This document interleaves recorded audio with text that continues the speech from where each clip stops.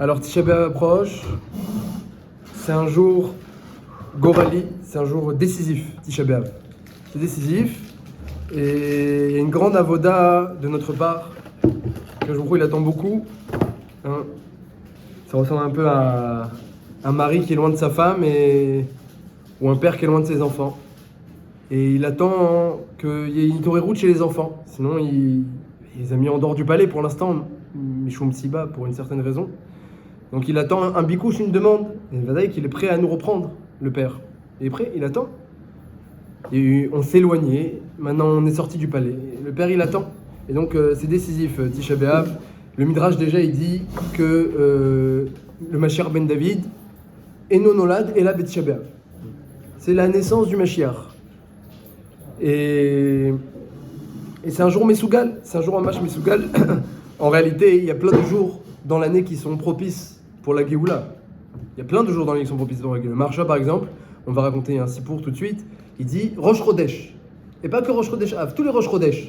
Tu fais pas attention, mais tu dis Ya'ale ve'yavo, ve'yagia zichron avodu, zichron Yerush Limirar, ve'zichron Mashiach ben David Avdar, ve'zichron Kam Israël lifleta et tova lechem rezoachem. Tu dis à Hachem le souvenir de Jérusalem, le souvenir du Mashiach, lifleta et tova, pour le sauvetage et pour des bonnes décisions.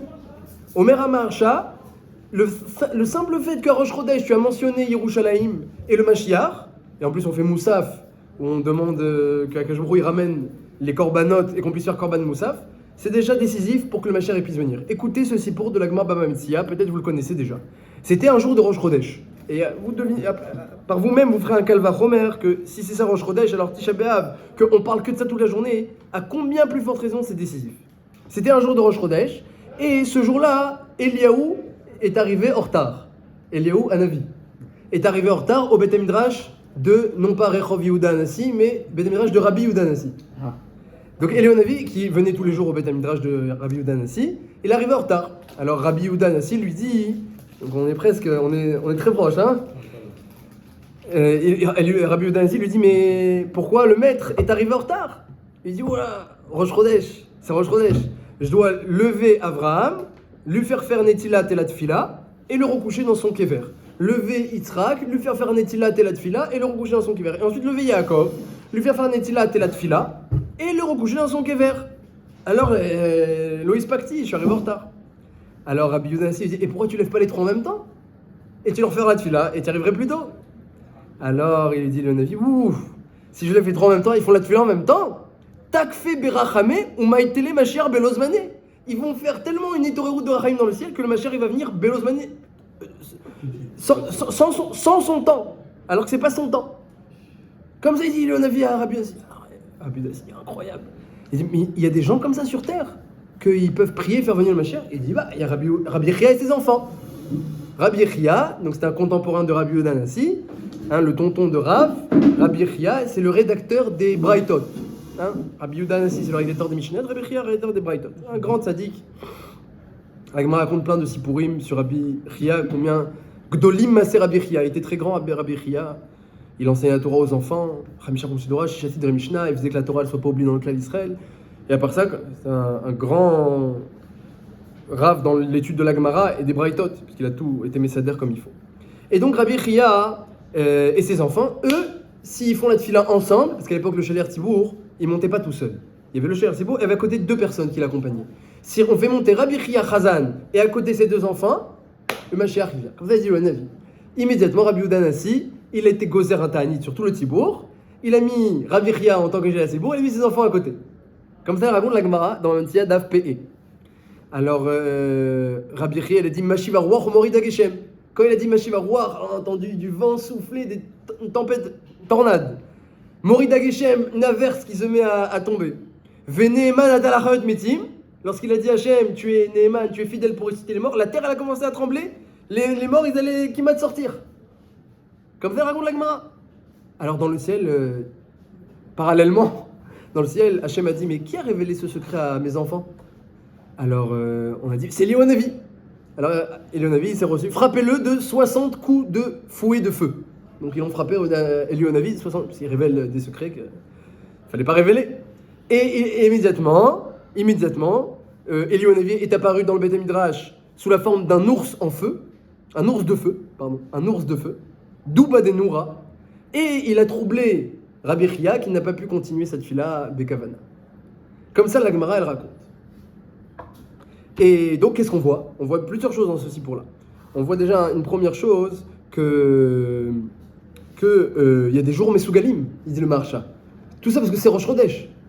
C'était Rosh Chodesh, alors Rabbi Yehuda Hanassi, attention, il ne faut surtout pas qu'il fasse faire la tefila, parce que c'est machma que les autres jours, il arrive à l'heure, Rabbi Yehuda Hanassi, Eliyahu Hanavi.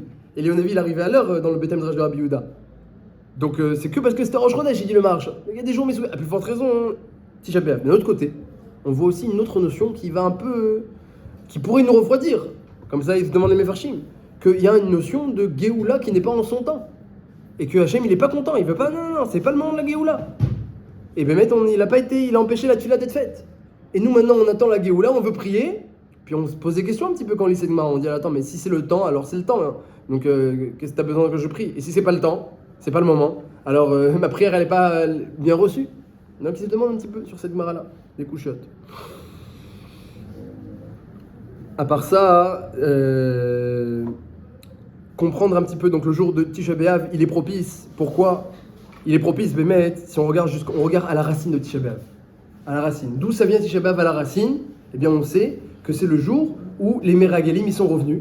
Ils ont raconté du Lachon Hara sur Israël. Et les Israéliens, ils ont pleuré. Ils ont pleuré. Pourquoi? Pour rien. Ils ont pleuré pour rien. Ils ont dit, Hachem, il va pas nous faire entrer en Israël, il va nous donner entre les mains des Morim et des Amalekim. Et nos enfants, ils vont être capturés, nos femmes, etc. Ils ont commencé à pleurer. Hachem, il a dit... Alors bon, ça faisait peur, Eritrea, ça faisait peur. Les Meragalim, ils ont décrit un scénario catastrophique, mais c'était Bechinam, parce que Jobrou, il avait promis de les faire entrer en Israël et que ça allait bien se passer. Alors Hachem, il a dit, c'était le jour de Tisha B'Av, Atem bachitem bechia shel chinam, vous avez pleuré pour rien. Alors moi, je vais vous fixer pour les générations, Anik Valachem, bechia les dorot. Je vais vous fixer un pleur de génération en génération. Et donc, après coup, quand il y a eu d'autres fautes qui ont entraîné la destruction de Beth Amikdash, tout s'est passé à chaque fois le Tisha B'Av, Tisha B'Av. On regarde toutes les tsarot, toujours dans le mois de Av, Tisha B'Av. Et bon, alors en apparence, ça a l'air une punition. Ah, t'as pleuré pour rien, tu vas pleurer pour quelque chose. Hein, comme le père, son fils il pleure pour rien, il donne une claque, bah maintenant tu vas pleurer pour quelque chose. Ça a l'air comme ça. Mais Akadosh Baruch Hu, il fonctionne pas comme ça. Il fonctionne pas comme ça, il n'a pas besoin de se défouler Akadosh Baruch Hu. Et tout ce qu'il fait, c'est les Torer Tikkun. Hein, c'est pas des châtiments, c'est des réparations. Et donc apparemment, Tisha B'Av, c'est le pleur de Tisha B'Av, pour celui qui est zoré, d'arriver à cette darga, eh bien ça vient réparer une faute à la racine de pleurs pour rien. Et on comprend pas trop. Non, c'est rigolo, Bechia, on dirait un peu une Xerashava, vous avez pleuré pour quelque chose, vous avez pleuré pour rien, pleuré pour quelque chose. Mais on voit pas trop le rapport, et pour comprendre un peu le fond de Tisha B'Av, il faut comprendre la faute qui a entraîné l'existence même de ce jour. La Gemara raconte au sujet de la Maout, l'essence de la destruction du Beth Amikdash et de la mort des tzadikim, parce que quand on va dire les keynotes, vous allez voir, il n'y a pas que la destruction du Beth Amikdash. Asara Rogé Malchut, la mort de Rabbi Akiva et de Ditanaïm, Asara Rogé Malchut. Il y a tous les tzadikim de Yerushalayim, et les chassidim et les kohanim. Alors il y avait qui fautait, mais il y avait aussi des grands tzadikim, et tous, hein, comme on dit dans le Télim Pe'alef, leur sang a été versé comme de l'eau autour de Jérusalem, Ve'en Kover. Donc il y a eu des grandes tsarotes sur le Beth Amikdash et sur les tzadikim. Et la Gemara raconte que, eh bien, sur les tzadikim, la mort des tzadikim qu'on décrit aussi le jour de Tisha B'Av, eh bien, c'est pas moins que la destruction du Beth Amikdash. Comme ça, la Gemara raconte, c'était un jour, il y avait la Levaya de Yosef Mimele. Yosef Mimele, c'était un grand rave de l'époque de Rabbi Yochanan, pas connu. Mais le Midrash, il raconte que lorsqu'il est niftar, alors Rabbi Yochanan et Resh Lakish, ils sont partis à sa Levaya. Et ils sont partis avec la Levaya, accompagnés de Yitzhak Psika, donc des Ramim peu connus d'Eretz Israël. Et il y a un sabbat, il y avait un vieux monsieur qui s'est levé pour commencer à faire le hesped, l'oraison funèbre de Yosef Mimele. Et c'était pas kavod, parce que Rabbi Yochanan, Gadol Hador, Resh Lakish, le second, et même niveau d'ailleurs. Alors, c'était pas kavod. Alors il y a Yitzhak Psika qui a tout de suite voulu intervenir. Laisse parler Rabbi Yochanan. Rabbi Yochanan, il a dit non, laisse-le parler. il est Bemekomo, c'est son endroit à lui, il est Zaken, il peut parler. Bien que c'était un manque de kavod, c'est pas grave. Il est Bemekomo, il peut parler. Alors, il a dit une dracha que Rabbi Yochanan a beaucoup aimé. Il a dit une dracha. Il a dit le départ d'un tzaddik pour Akash Baruch Hu, c'est pire que les 98 klalotes de Kitavo, que toutes les souffrances dont parle la Torah dans Kitavo, et c'est pire que la destruction du Beth Amikdash. D'où je sais. Parce que dans la parasha de Kitavo, lorsque Hachem il parle des klalotes, il envoie Chas Shalom des souffrances, il y a marqué Veifla Hachem et Makotra. Il va Hachem, Ifla, envoyer, mais Ifla, ça vient du mot Pélé, Nifla. Il va être Mechadesh. Il va renouveler un Pélé, une chose extraordinaire, mais extraordinaire négativement, des punitions. Ifla, il va y avoir une chose extraordinaire. Donc c'est un Pélé. Les punitions, ça s'appelle un Pélé. Hein, des choses qu'on ne s'attendait pas, Chas Shalom, incroyable ce qui se passe. Des fois c'est incroyable pour le bien, des fois c'est incroyable négativement. On imagine, hein, dans les générations passées, Seconde Guerre mondiale, Première Guerre mondiale, et même avant les pogroms, c'était un Pélé des fois aux yeux des Juifs. Ils vivaient tranquillement et du jour au lendemain. Donc ça c'est un Pélé. Chorban Bet Amikdash, il y a marqué quoi? Vatered Pelaim, dans Echa. C'est venu des Pélés. Donc des Pélés, c'est au moins 2. Donc c'est 2 fois plus grave le Chorban Bet Amikdash que quand Hachem il envoie des souffrances. Et sur le départ des tzadikim, qu'est-ce qu'il y a marqué? Dans Yeshaya, il y a marqué 3 Pélés. C'est pas un Gnaï, Pélé, non? Je sais pas. Alors on va voir justement, bravo, c'est une première question. On va expliquer les Dargot et on va expliquer c'est quoi cette histoire de Pélé. Sur le départ des tzadikim, c'est marqué dans Yeshaya. Ineni Yosif les Afli, je vais continuer les Afli d'envoyer un Pélé, et à Amazé, Aflé va fêler. Comme ça c'est marqué dans Yeshaya. Je vais continuer d'envoyer les Afli, d'être Mechadesh pour ce peuple-là, Aflé va fêler. De quoi on parle? Ve'avda chachamat chachamav, la sagesse va disparaître, ou binat nevonat tistater, et la déduction va manquer. Donc il y a écrit dans Yeshaya qu'Akadosh Baruch Hu, il va faire disparaître des chachamim, et ça c'est un Pélé, Aflé va fêler, 3 Pélé. Donc il a dit, ce Zaken, tu vois, lorsqu'on regarde dans le texte, on voit que les souffrances, c'est incroyable, la destruction du Beth Amikdash, c'est doublement incroyable, et le départ des tzadikim, c'est triplement incroyable. Et alors, première question, c'est comprendre pourquoi ça s'appelle quelque chose d'incroyable, de Pélé. Qu'est-ce que ça vient, ce mot-là, qui n'est pas forcément négatif, qu'est-ce qui vient souligner? Et comprendre aussi, pour nous, maintenant, qu'est-ce que c'est, pourquoi c'est encore pire, le départ des tzadikim, que le Beth Amikdash et que les souffrances. Et les 3 sont mis en rapport, et puis évidemment, donc c'est la période de Tisha B'Av, donc on rappelle les 3, dans les textes on rappelle les 3, on rappelle et les souffrances du Klal Israël à toutes les générations, et le Beth Amikdash on rappelle aussi, et les départs des tzadikim c'est aussi mentionné, donc c'est un sujet qui concerne un peu toutes les keynotes de Tisha B'Av.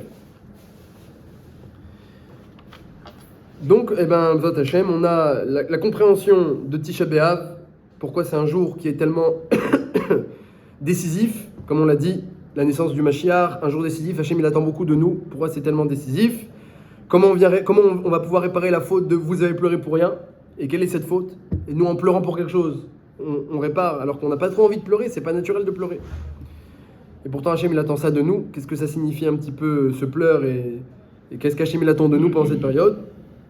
Et comprendre l'Agmara dans Baba Metzia Daf Pe, qui dit que Elionavi il a dit que c'est pas le moment. Hachem il a dit à Léo et à Rabbi Nassi, c'est pas le moment du Mashiach. Et alors pourtant nous on l'attend tellement. Et Hachem il a refusé la prière, alors que nous on va se venir et on va prier, donc le contraire. Et enfin comprendre le Pélé qu'il y a dans la destruction du Beth Amikdash et dans le départ des tzadikim. Ça c'est le programme. B'ezrat Hashem.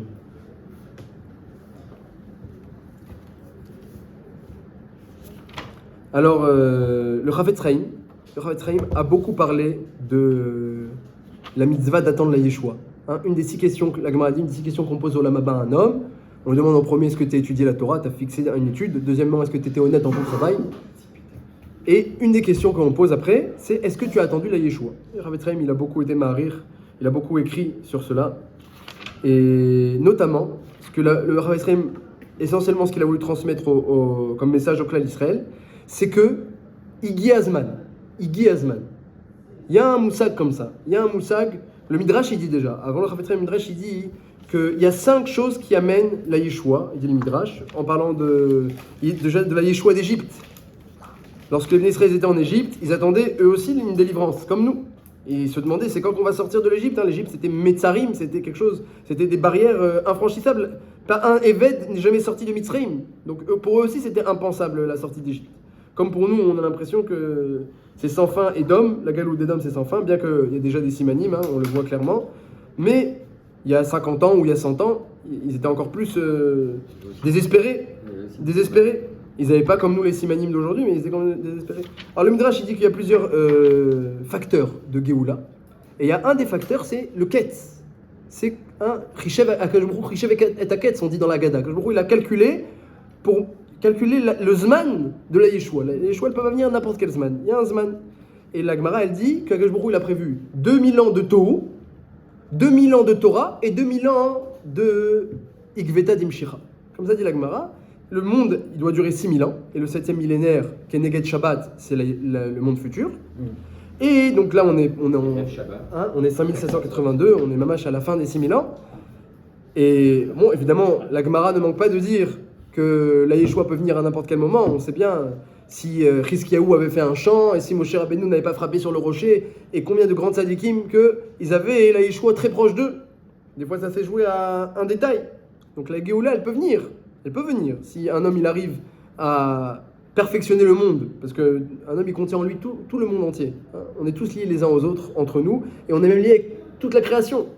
Tout est lié. Que je il est Echad. Donc tout ce qu'il fait, c'est parfaitement unifié.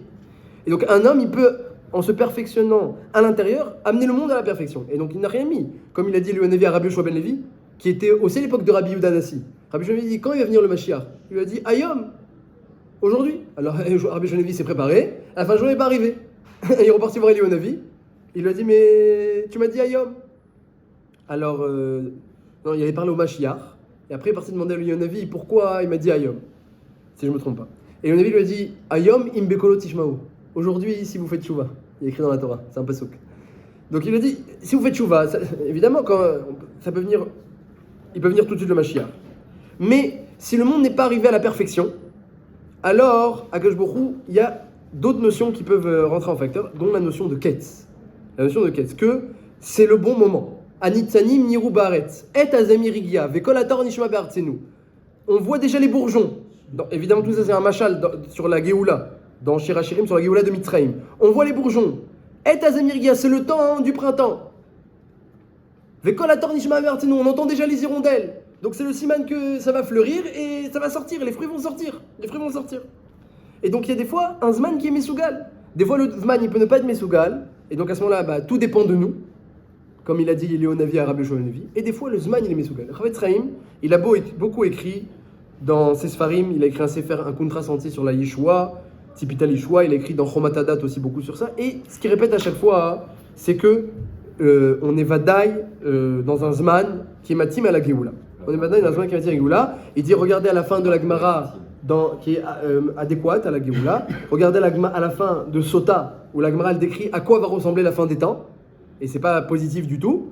Et il dit le Chafetz Chaim, on a bien étudié la Sugya, et on a vu que toutes les conditions et toutes les descriptions que Chachamim ils ont dit à la fin de la Gemara Sota, eh bien déjà à son époque, tout a été mitkayem. Rabbi Elchanan Wasserman aussi il a écrit pareil, et le Rav Shach aussi, et le Stapler, ils n'ont pas manqué d'écrire pareil. Et Achad même lo nehedar, j'ai pas trouvé une seule des conditions qui manquaient. Alors, un des talmidim de Rav Elchanan Wasserman, il dit, mais ça sert à quoi de savoir ça? Il a demandé à Rav Elchanan Wasserman, ça sert à quoi? Il faut le dire au tzibour. Ça sert à quelque chose? De toute façon, on doit tout le temps espérer que Hachem il amène la Géoula. Même Yaakov Avinu, il a dit, Lishuatra, qui viti Hachem. J'attends ta Yeshua. Et le Midrash dit qu'il parlait de la Yeshua Mamash, la vraie Géoula. Et il a dit, je la vois très proche. Lishuatra, qui viti Hachem, je vois ta Yeshua proche. Donc, déjà Yaakov Avinu, il attendait la Géoula. Alors, l'explication, c'est ce qu'on a dit, c'est qu'il y a des zmanim qui sont mesougalim. Et pendant ces zmanim-là, quand l'homme il est conscient qu'on est proche, alors il doit agir différemment. On lui a demandé, et ça peut durer longtemps ce Ikveta d'Imshira, comme ça on a Rabbi, et il a dit oui, ça peut durer longtemps. Hein? Quand une femme elle arrive pour accoucher, elle ne sait pas combien de temps ça dure. Ça peut être très rapide, ça peut durer très longtemps. Évidemment, comme un accouchement. mais ça peut durer. Et donc là, maintenant, si c'est l'accouchement de la fin des temps par rapport à 6000 ans de création de l'humanité, bah, on calcule pas la proportionnalité, mais parce que c'est pas bien de calculer. Il y a écrit soit maudit tous ceux qui le calculent, c'est quand va venir la fin des temps, donc on fait pas de calcul. Mais ça peut durer une certaine période. Comme ça l'a dit le Rav Elchanan, il a dit celui qui dit que le temps est propice, il dit vrai. Celui qui dit le Mashiach, il va venir tout de suite, il dit faux. Comme ça il a dit. On ne sait pas. Mais le temps est propice. On est dans un zman de Ikveta d'Imshira. Le temps est propice. Alors, Maïnaf Kamina, il a dit le Rav Etzraim. Qu'est-ce que ça entraîne pour nous de savoir que le temps est propice? Premièrement, on peut espérer, on peut prier. Et ça, c'est ce que Hachem il a reproché à Rabbi Yehuda Hanassi. Rabbi Yehuda Hanassi, il n'était pas encore dans les 2000 ans de quête. Il était encore dans les 2000 ans de Torah. Les 2000 ans de Torah, il y a eu 2000 ans de Tohu Vavohu. C'est tant qu'Hachem n'avait pas donné la Torah, jusqu'à Avram Avinu. La naissance d'Avram Avinu, ça marque déjà, on passe dans la deuxième partie de l'humanité. 2000 ans de Torah. Les 2000 ans de Torah commencent avec Avram Avinu, bien que la Torah n'avait pas encore été donnée officiellement. Ça commence avec Avram Avinu. Non, ça commence avec... Déjà depuis Avram Avinu, le monde il a commencé à être rempli de spiritualité par l'intermédiaire d'Avram Avinu.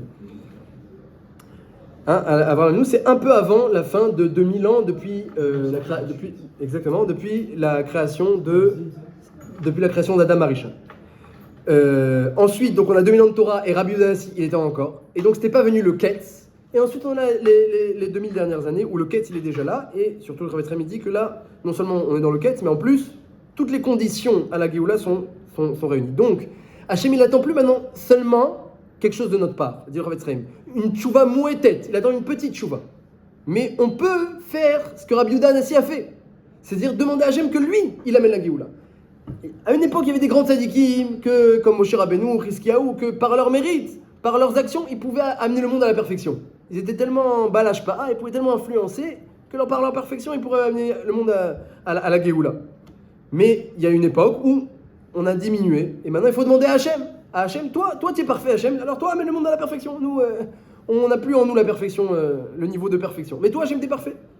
Et le temps est venu. Donc, première conséquence de savoir que le temps est venu, on peut demander à Hachem que lui, il fasse ce qu'il faut. Comme c'est marqué dans la Gemara dans Souka, que Sion attend, Doresh, attend qu'on la réclame, Ve'enla, mais personne ne la réclame. C'est-à-dire qu'il y a Choliot qu'Hachem, il n'attend pas grand-chose de nous. Comme j'ai dit au début du shiur, eh bien, comme un père qui a renvoyé son fils et à lui dit, je veux même pas que tu changes Kolkar. Reste comme tu es, mais au moins demande à revenir dans le palais. Sinon, je t'ai renvoyé, je te reprends pas si tu me demandes pas. Demande. Et écris avec moi en souka. Sion. Oui, mais est-ce qu'on demande? Non, ça m'étonne pas qu'il n'attend pas grand-chose de nous. Voilà. Il y avait les grands joueurs. Exactement. Et dit Rav Etzraim, on nous demande peu, mais le problème c'est que le peu on le fait pas. Donc premièrement, on peut demander à Hachem que lui fasse tout. Mais il faut demander, il faut espérer. Il faut qu'il y ait une bakasha, un doresh, une drisha, comme il a une demande, une vraie demande. Si on n'a pas cette demande-là, c'est sûr que je voudrais dire, vous demandez pas. Si on regarde bien, réfléchissons chacun dans notre cœur. Quelqu'un, s'il réfléchit honnêtement, il va dire, moi je suis très content comme ça. Moi, le Mashiach, le Beth Amikdash, les korbanot, la proximité avec la Shrina, les miracles, bon, c'est sympathique, pourquoi pas, mais ça me change rien. Moi je suis très content, moi j'ai ma maison, j'ai ma voiture. J'ai mon métier, j'ai le Beth Midrash, Givat Shmuel, c'est très sympa, les Shiurim et tout. C'est une question d'éducation. Je sais pas, faut voir, c'est une question de cœur, je pense. De cœur, donc d'éducation. Oui, mais des fois. Si c'est qu'il travaille le cœur, c'est les parents. Ouais. Des fois, regardez, je veux dire ce que dit Yeshayahu, il dit sur les enfants qui ont reçu une éducation. Il dit Yeshayahu. L'éducation, les tzapotes et ta Géoula. Oui, mais tu peux, mais. Yeshayahu, il dit comme ça. Yeshayahu, il dit. Regardez ce qu'il dit Yeshayahu. Écoutez. Il dit. Pendant des années, le monde de la Torah, il a dit faut pas parler de Mashiach, ça peut créer du désespoir, ça peut créer du. Regardez ce qu'il dit Yeshayahu. Il dit Ya'an ki nigasha amazé bepivu bisfatav kibdoni veliborach mimeni. Il parle sur sa génération, que tout le monde était Bnei Torah à sa génération. Mais quel était le problème? Les gens ils sont Bnei Torah de génération en génération. Vous inquiétez pas. Non, mais regardez ce qu'il dit. Nigash Ha'am Bepiv, beaucoup plus proche, beaucoup plus simple. Nigash Ha'am Bepiv, ils viennent avec leur bouche. Ou Fatav Kivdouni, ils me font kavod avec leurs lèvres. Velibo Rachak Mimeni. Leur cœur, il est loin de moi. Vatei iratam oti mitzvat anashim ilmuada. Lorsqu'il y a de la crainte du ciel, c'est une crainte routinière. La reine ineni yosif le afli et amazé afle vafele. Sur ça, il dit Yeshaya, il y aura la destruction de Beth Amikdash et le silouk des tzadikim. C'est-à-dire de quoi il se plaint Yeshayahu? Il parle pas de la prise de conscience, donc là il parle du regesh. Il dit qu'un homme il vient à la choule, il fait cette file, par habitude, par éducation même, il vient, il fait cette file-là, il dit le Mashiach, il fait Tisha B'Av, il saute par terre, il fait les keynotes, etc. Ça même pas, on l'avait pendant des années. D'accord, mais lui il parle à son époque. Attendez, Il parle à son époque. Pardon, mais on peut pas nous.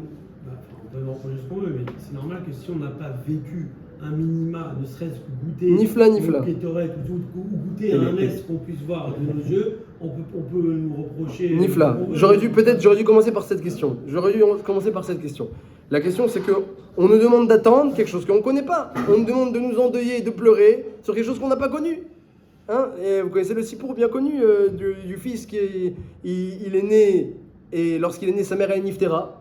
Et donc son jour d'anniversaire, c'est le jour de la ptira de sa mère. Quand il est né. Et chaque année, à son anniversaire, il y avait en même temps l'anniversaire et le Yortzeit. Donc c'était toujours un peu rasra, pesant. Et le père, il demandait un peu à son fils, il demandait, mais un peu de... Parce que le fils, il n'était pas content de l'anniversaire, et tout le monde se réunit, et puis c'est en même temps l'anniversaire, puis en même temps le Yortzeit, et puis on se rappelle, et puis il n'était pas content de ça, le fils. Voilà. Alors le père dit, un peu de... Quand même, tu dois la vie à ta mère. Tu dois la vie à ta mère, elle s'est sacrifiée. Elle a dit au médecin, faites tout pour le petit, faites rien pour moi. Elle a dit. Donc tu dois tout. Et le petit dit, mais j'ai pas connu moi maman. Comment je peux être triste avec vous et j'ai pas connu. C'est exactement ce qu'il dit. Il dit, comment Akashbrou il attend de nous, soit triste. Mais on connaît pas tout ça, on connaît pas. C'est vrai qu'on n'a pas eu le mérite de le ramener, mais on n'a pas non plus connu. Les Zekenim, c'est marqué, qui ont vécu la destruction de Beth Amikdash, ils pleuraient, Bémet. C'est morcellement dans ce cas-là. Sur beaucoup de choses, on peut dire ça. Donc, là, c'est un sujet quand même relativement. Sur Tisha B'Av, on nous demande de complètement laver il y a la relation qui est inconsciente. Pour appliquer la Torah, la relation avec Shirayim, par exemple.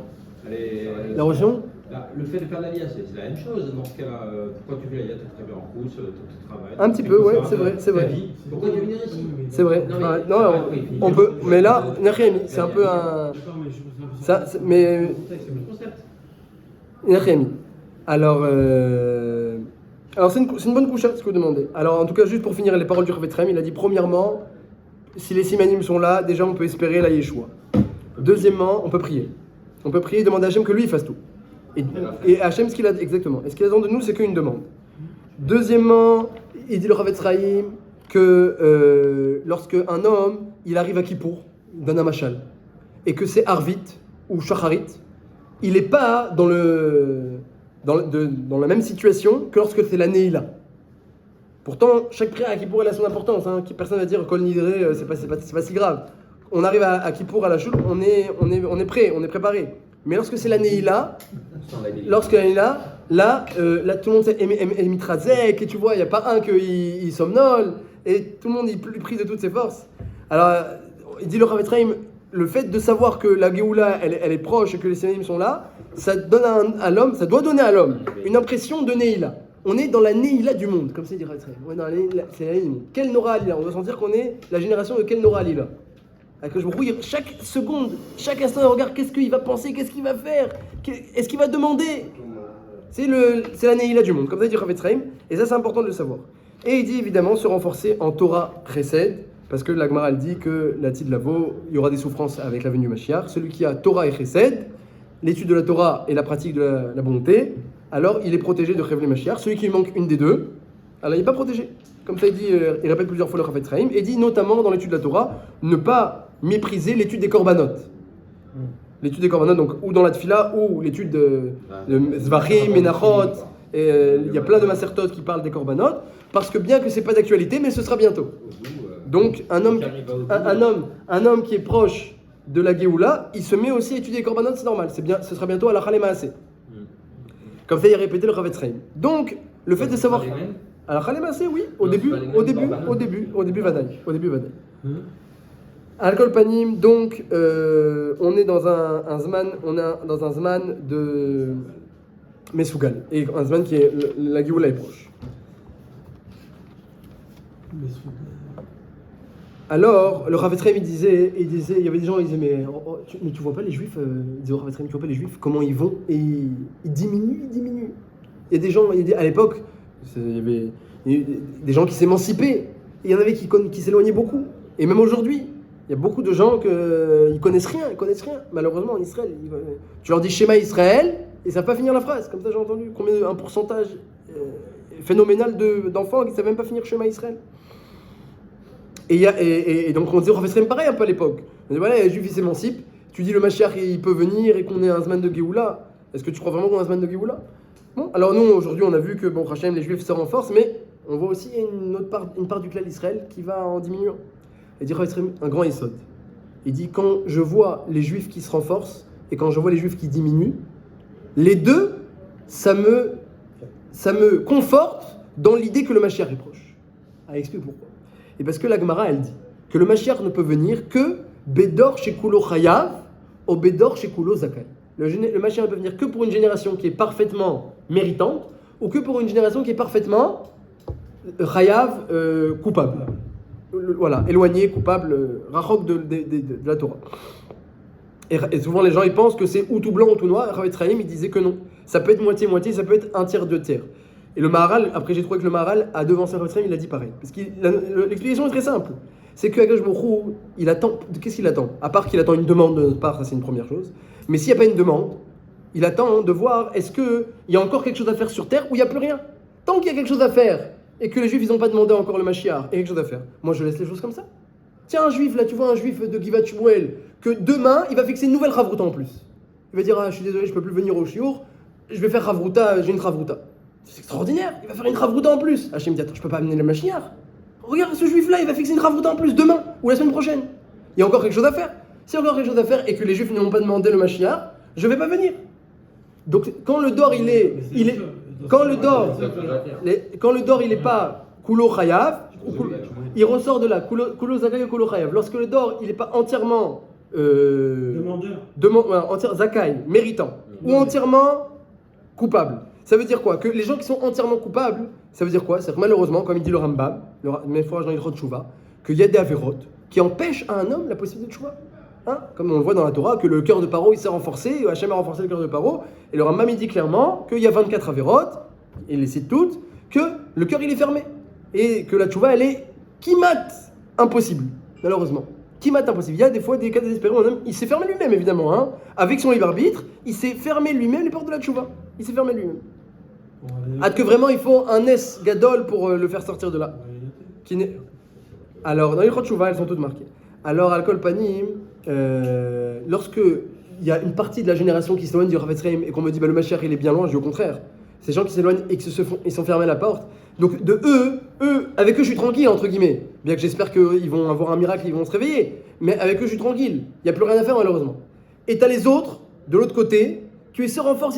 Ils parlaient des Bachurim et des Avrechim, et ils se renforcent. Tu vois, ils font tout. Et toute leur vie c'est pour Akadosh Baruch Hu. Eux, je suis tranquille aussi. Ils ont tout donné. Non, mais c'est quoi? C'est qu'on doit aspirer à être comme eux, comme ça Non. De toute façon, c'est pas une question. Akadosh Baruch Hu, il sait très bien. Je vais vous donner tout de suite un machal, le Rav Etzraim donne un machal. C'est pas une question. La pratique à l'extérieur, hein, l'habit ne fait pas le moine, elle est complètement mensongère. C'est pas le chapeau et la Gemara qui montrent qui on a à l'intérieur. On va illustrer tout de suite avec un machal du Rav Etzraim lui-même. Mais il disait que lui, il avait des gens autour de lui qui donnaient tout. Il disait avec eux, je suis tranquille. Alors avec qui? Il disait je suis pas tranquille avec les gens comme moi. Il me disait pour imiter. Et que moi, je suis entre les deux. Il disait que sur lui. Et moi, je suis entre les deux. J'ai un petit peu envie de faire Etzon Hashem, j'ai un petit peu de faire envie ma volonté à moi, donc je suis entre les deux. C'est que quand on est entre les deux, qu'il y a encore quelque chose à faire et que Hashem il attend de nous. Alors écoutez l'histoire qui donne le Rav Etzraim pour illustrer que ça dépend pas du tout des apparences, puisque vous m'attrapez sur les apparences. Alors Rav Etzraim il dit voilà, il y a deux juifs identiques dans la pratique des mitzvot et de la Torah, identiques dans l'étude, identiques dans la pratique. Vous pouvez prendre l'exemple que vous voulez. Deux juifs, identiques. Mais quoi? Mais il y a une différence dans la démarche. Le premier qui fait la Torah et les mitzvot mamash comme il faut, eh bien, il est conscient que la Torah, c'est un très bon moyen d'être heureux dans la vie, et ça mène du bonheur, et lui, il veut réussir sa vie. Et il veut être heureux. Et il veut profiter de ce monde-ci. La Torah et mitzvot, sans Torah et mitzvot, est-ce qu'on peut être heureux? est-ce qu'on peut profiter? Et c'est déjà bien, il a raison, c'est déjà une bonne, c'est déjà mitor sholishma balishma. Donc il dit, moi je veux profiter, je veux être heureux, alors il fait la Torah et mitzvot. Et t'as son jumeau qui fait exactement comme lui pareil, le même niveau, et que c'est on parle d'un niveau respectable. Eh bien lui, non, l'autre qui fait exactement pareil, il a une autre démarche. Il dit, moi je suis une créature d'Hachem, je dois servir mon créateur, et je suis un serviteur du roi qui est mon père, donc je dois faire tout ce que je peux faire pour mon père le roi. Il m'a confié une mission et je dois faire tout ça. Donc il fait exactement comme son voisin, mais pas de la même manière. Lorsqu'il va au travail, c'est pas de la même manière. Lorsqu'il rentre à la maison pour construire son foyer, c'est pas de la même manière. Quand il s'est au Beth Midrash pour étudier, c'est pas de la même manière. Et l'autre, il fait exactement pareil, mais tout pour lui. Évidemment que bien que extérieurement les deux se ressemblent, mais il y a une grande différence de fond entre les deux. Il y a un, il se sert lui-même, et l'autre, il sert Hachem. Un, c'est un vrai serviteur d'Hachem, le deuxième. Alors que le premier, non, il sert entièrement ses intérêts, et c'est déjà bien. Chachamim disent, le Olam, oui, bien sûr, c'est déjà bien. Le mitor sholishma valishma, mais il y a une grande différence. Il y a une grande différence. Il y a un, sa avoda, elle est complètement extérieure, et l'autre, il a fait rentrer de l'intériorité. Alors ce qu'il disait le Rav Ephraim Bidiouk, il disait que tout se joue à l'intérieur. Tout se joue à l'intérieur, hein, c'est connu. La shrina, toujours quand on parle de shrina, de Beth Amikdash, Ashrada shrina, c'est keneged le lev, hein, veshachanti betocham. Rav Dessler, il dit, quand on dit de Galut Ashrina, il dit qu'est-ce que c'est la Galut Ashrina, il dit Rav Israël. Le Rav Dessler, Galut Ashrina, c'est rien d'autre qu'un homme qui, dans son cœur, il a éloigné un peu Hachem. C'est ça Galut Ashrina. L'exil de la Shrina, c'est bon. Parce que comme il dit Hachem, va sous Mikdash, faites-moi un Beth Amikdash, mais Shachanti Betocham. Mais moi j'habite en eux, pas en lui, en eux. Donc le vrai endroit de résidence pour Hachem, c'est dans le cœur de l'homme.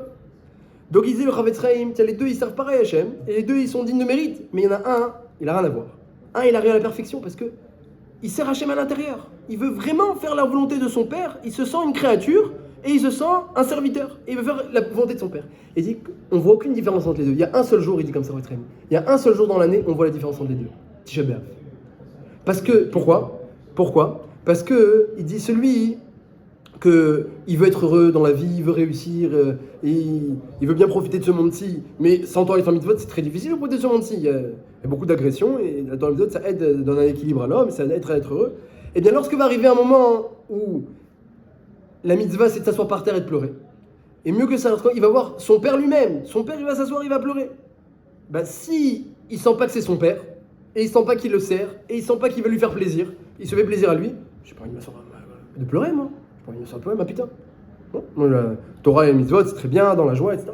Ma soeur à pleurer, ça me dit pas. Alors que l'autre, qui de toute façon toute l'année, qui sert aussi Bessimcha toute l'année, mais il fait plaisir à son père.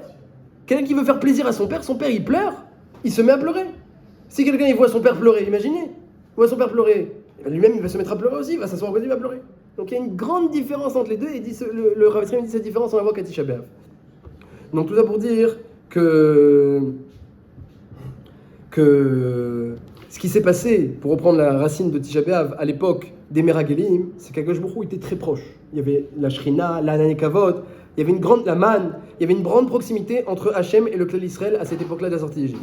Qu'est-ce qu'ils ont fait les Bnei Israël? Ils ont mis un mur entre eux et Hachem. Ils ont dit non, Hachem, il veut pas nous faire rentrer en Israël, il veut nous tuer entre les mains des Morim. Ils ont mis un mur. Israël leur a fait peur, la description des Meragelim, elle était terrifiante. Ils ont mis un mur. Donc ils ont éloigné de eux Akadosh Baruch Hu dans leur cœur. C'est la racine exacte de l'exil. C'est la racine de l'exil. La racine de l'exil, c'est enlever Hachem de notre cœur. Et c'est ça qui est entraîné ensuite. Il n'y a pas le Beth Amikdash et à la destruction, il n'y a pas. C'est ça qui est entraîné. Alors maintenant, ce qu'Akadosh Baruch Hu il demande, et c'est un peu ce qu'il a demandé, qu'est-ce qu'Hachem il attend de nous. On n'a pas connu tout ça. Voilà. Lorsqu'un homme il est habitué, il est proche d'Hachem, il est habitué, alors il peut faillir et faire une... Il peut faillir et mettre un mur entre lui et Akadosh Baruch Hu et être mézalzel un petit peu dans la proximité avec Hachem. Eux, à l'époque, ils vivaient avec Hachem. Ça arrivait qu'ils soient mézalzel dans la proximité avec Hachem. Il y a plein de sibourim dans la Gemara, dans Maseret Souka, où on voit qu'ils étaient mézalzelim dans le Beth Amikdash, alors que le Beth Amikdash était debout. Il y avait des zilzoul. Comme ça, la Gemara raconte dans Maseret Souka des choses que je ne préfère pas dire. Il y avait du zilzoul. Et alors, qu'est-ce qu'il demande à Akadosh Baruch Hu? Maintenant, il demande une bakasha, il demande une demande, une itorerut, une demande. Et le moyen que la demande, elle soit, on va dire, la plus sincère possible, la plus vraie, la plus sincère, c'est que l'homme, il se réveille de lui-même complètement. Si, comme il nous a dit notre ami, je te fais goûter les kétorettes, pour reprendre ces termes, je te fais goûter les kétorettes, après tu vas, c'est extraordinaire, c'est magnifique, on veut, quelque part, C'est pas venu de toi-même. C'est pas venu de toi, c'est pas ta volonté. Donc Akadosh Baruch Hu, c'est ça le jeu un petit peu. Il est dans une situation où on n'a pas trop moyen de comprendre, pas trop moyen de sentir. La Torah, elle est entièrement de nous-mêmes, entièrement. On est complètement dans l'obscurité et on doit maintenant espérer un monde complètement lumineux qu'on n'a pas connu. Et donc, du coup, c'est un double tranchant. C'est d'un côté, un peu, on se sent perdu dans cette avoda du Shabbat, on ne sait pas exactement qu'est-ce qu'Hachem il attend de nous, on se sent un peu perdu, on se sent un peu étranger, s'asseoir par terre et pleurer, ça nous semble un peu étranger. De l'autre côté, le moindre effort de notre part, une moindre réflexion, et faire entrer un petit peu de profondeur dans la chose et se sentir un peu concerné, on va s'asseoir, on va se sentir concerné, on va faire entrer un peu de pnimiut, d'intériorité dans notre avodat Hachem. Et pourquoi je suis là? Et qu'est-ce qu'Hachem il attend de moi? Et pourquoi je vais pleurer maintenant? Toute l'année, on est Bessimcha. Exactement. Et ben, Tisha B'Av, c'est un anti-contre Hatzot. Toute l'année, on est Bessimcha avec Akadosh Baruch Hu, alors c'est pas sûr que ce soit ni sincère ni intérieur. On n'a aucune garantie que c'est sincère intérieur. Ça peut être, comme il nous a dit Rav Michael, il a dit, ça peut être du folklore. Le mois de Av, on arrête le folklore. Comme ça, il a été Magdir. On arrête le folklore, et donc Akadosh Baruch Hu, il attend de la sincérité, de l'intériorité. Et donc, comme on a dit, pour répondre à la question, que lorsqu'un homme il n'a rien connu, et qu'il va réfléchir, et ben, tout va venir de lui-même. C'est une volonté c'est du libre arbitre pur. Tout va venir de lui-même. Il n'a pas connu, mais quand même, parce qu'il a émouna, et parce qu'il réfléchit, et parce qu'il a une demande, il va créer en lui une demande de proximité avec Akadosh Baruch Hu. Ce serait bien si j'étais proche d'Hachem, et ce serait mieux. Il y a un malheur comme ça qui va se faire. Eh bien, à ce moment-là, c'est le plus grand route qui peut exister. Et d'un autre côté, puisqu'on est complètement sans cette lumière-là du Beth Amikdash, la moindre éclat de lumière qui va naître dans notre cœur, c'est un mérite immense. Donc on est dans un matzav où chaque réveil, c'est un grand mérite. On est dans un matzav où on comprend rien à tout ce qui se passe en ce moment, mais chaque petit réveil sur la période, sur le Beth Amikdash Yerushalayim, chaque kirouv itkarvut, chaque proximité qu'on va gagner un petit peu avec ces notions-là, eh bien c'est un mérite atzoum, c'est un grand mérite. Et donc, juste pour finir, on avait demandé l'histoire des Pélés. Pourquoi ça s'appelle Pélé? Parce que les souffrances, ça s'appelle Pélé, les souffrances ça s'appelle Pélé Plaïm, et le départ de Tsakim, c'est 3 Pélés. On avait demandé, c'est exactement ce qu'on a dit. C'est Akadosh Baruch Hu, il veut faire que du chesed sur terre. Il envoie des souffrances, c'est Pélé, c'est incroyable, c'est le contraire de ce qu'Hachem il veut. Hachem il veut la proximité avec nous. Et il détruit le Beth Amikdash, qui est l'endroit de proximité, par excellence. Même aujourd'hui encore, le côté la Maharavi, il a encore la Shrina Lozazam, c'est un endroit qui la proximité est tellement grande avec Hachem que même encore aujourd'hui, il y a encore une proximité là-bas, alors que tout est détruit. Donc le fait qu'Hachem nous enlève cette proximité, alors que c'est ça qu'il veut, c'est Pélé Plaïm. Et les tzadikim et les chachamim, ça c'est le but, qu'on soit tous tzadikim et chachamim. C'est le but d'Hachem, c'est ça qu'il attend de la création d'Israël. Pourquoi faire? Pour tzadikim et chachamim, qu'on soit des justes et des gens sages. Hachem il enlève tout ça. Ça c'est un triple Pélé. Et la réponse à la question, à cet étonnement, à ce Pélé, à ce prodige, c'est ça, c'est que notre génération, elle a diminué, et que du coup, eh bien, le moindre effort dans la Torah, le moindre effort dans la demande de Jérusalem et du Beth Amikdash, le moindre effort dans le chesed aussi, qu'un homme il veut y répandre le chesed parce qu'il sait que c'est la volonté d'Hachem. Hachem ne veut pas qu'il y ait des souffrances sur terre, il veut qu'il y ait du chesed, donc il va répandre lui aussi le chesed pour faire plaisir à Akadosh Baruch Hu. Le moindre effort dans ces domaines-là, qui sont la volonté d'Hachem, ce sera un grand mérite pour nous qui sont privés aujourd'hui. Donc ça c'est la notion de Tisha B'Av, c'est prendre conscience, le jour de Tisha B'Av, on prend conscience qu'on est privé de tout ça, et ça doit faire naître une petite volonté à l'intérieur que les choses elles changent, et chaque chose qui va naître dans notre cœur, chaque réflexion qui va être travaillée un petit peu, eh bien c'est 100% un srout immense pour la génération.